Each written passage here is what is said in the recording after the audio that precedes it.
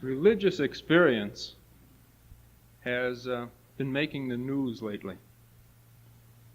I just recently read where John Lennon of the Beatles, under the direction of his favorite guru, claims to have experienced an inner nothingness and an expanded non-self, pregnant with spiritual possibilities. Those are his words. To these experiences he attaches great religious significance. As he says, "Surely these states are what Christian mystics have always taken to be direct communion with God." Of late, of course, large numbers of people have found that drugs allow them to tune in on channels that formerly weren't open to them. Channels of extraordinary experience. Many of these people, too, claim these experiences to be religiously significant, to be mystical in nature, to be communion with the eternal, or with some rather undifferentiated deity. Now let us examine briefly, and of course not as completely as the subject requires, this claim of religious significance. What is it that makes people suppose that their experiences are religiously significant? Well, first we must realize that the significance of any experience would be a hard thing to assess objectively. In one sense, if somebody finds an experience to be significant, then for him it is significant, and there's not much arguing that can be done about it.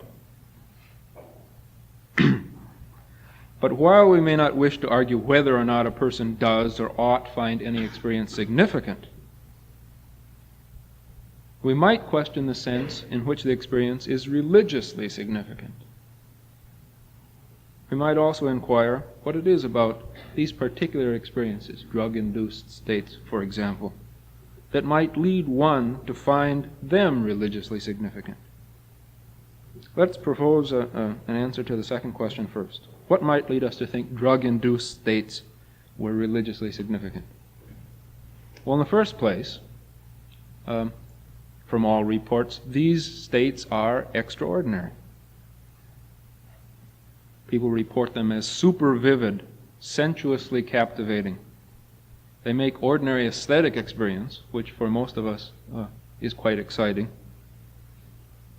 seem pretty humdrum. It's not unusual in the history of culture, even for us, to identify the extraordinary with the supernatural. I think this is a thing that's very, very often done. What can't be explained in ordinary terms, we sometimes try to explain in supernatural terms. Secondly, these experiences are what may be called peak experiences. Persons who have them are able to focus their lives around them. Ordinary experience, for them, gains meaning insofar as it points backward or forward to another one of these peak experiences. Moreover, these drug-induced states resemble accounts that we have of the experiences of religious mystics. In these states, a person focuses on the sensuous surface of things. All divisions seem highly conventional. The ideas of causality, even of temporal succession and of station, are largely erased. In this respect, our finite conceptions of distance and duration no longer apply, and the person in this state can claim with some justice to have experienced the eternal. The distinction between subject and object is broken down. The self is no longer identifiable in these experiences. In this sense, the experience may be justifiably called one of communion with that experienced. With the erasure of both causality and the sense of self, we also lose all thoughts for projects and efforts previously thought worth hard work, planning, striving. When one loses his projects, he loses his striving. When one loses his striving, he may also find he has lost his frustrations or his sense of guilt about failures in the past. In this respect, these states resemble what may be called cleansing experiences or salvation experiences. Now, these experiences are extraordinary insofar as they warp the textures of our ordinary experience. And perhaps most of us don't see the manifold textures of our ordinary experience. That's one reason why we are, so to speak, turned on by the possibility of some other kind of experience. But their difference from ordinary experience is an aesthetic difference. This may lead us to ask whether their significance isn't an aesthetic significance and not a religious one. Very many persons, and not just hippies, confuse this significance.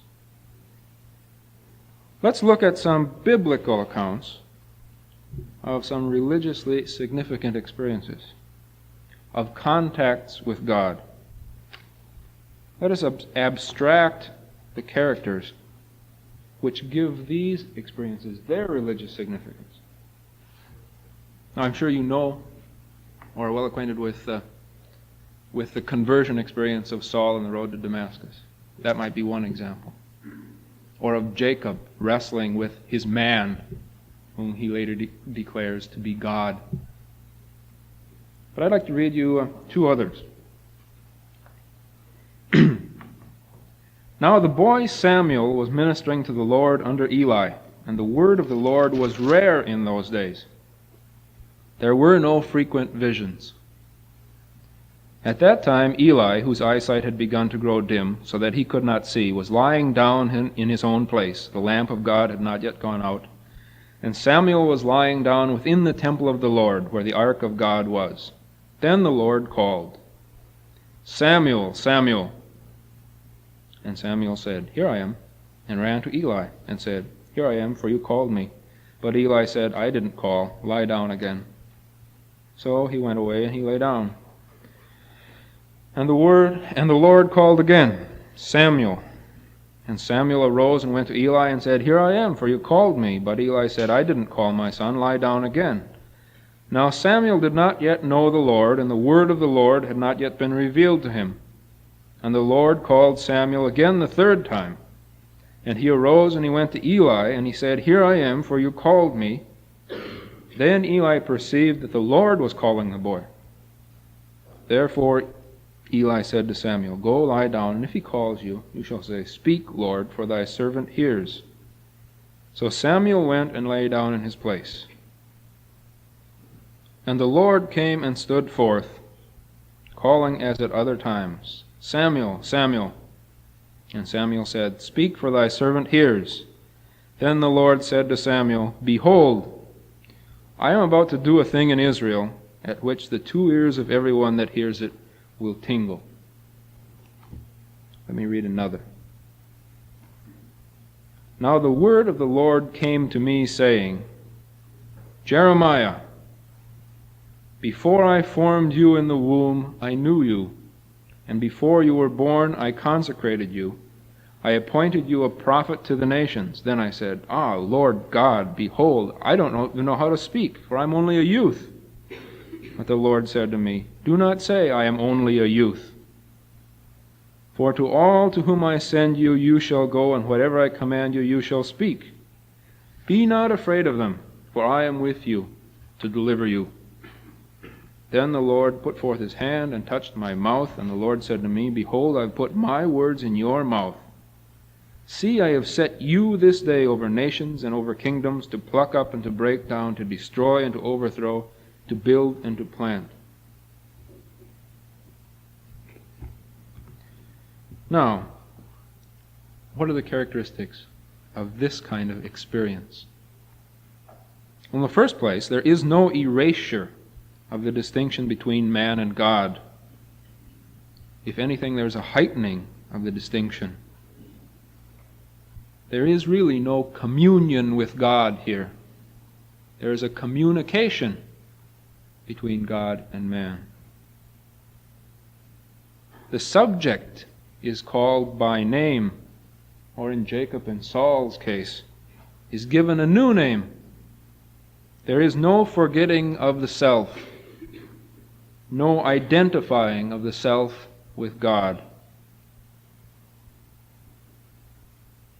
What makes these experiences significant? Well, one thing, of course, is that it's the Lord who speaks in each case. That by itself is enough to make them significant and religiously significant. But there's another way in which they're significant, and that is in the fact that what is given in this experience is a mission, a course of action, a message to proclaim, or a station to fill. Rather than turning on in order to drop out, these biblical personages are turned on in order to fill in or fulfill the mission that is given to them in the experience.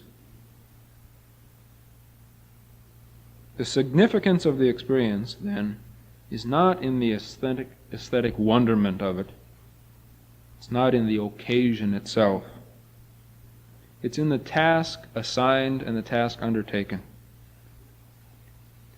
Now, from all appearances, if we can judge by the fruits of people, whether or not their experiences are significant, drug-induced states tend to erase one texture or feature of experience, namely the projection of the self as a responsible agent.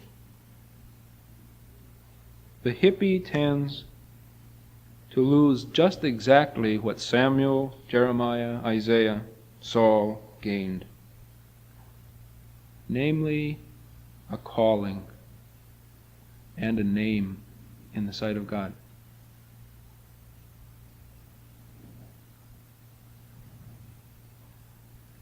Now, we don't pretend that we've exhausted the topic of mystical experience or religious experience, but I think the contrast here is in itself an enlightening one.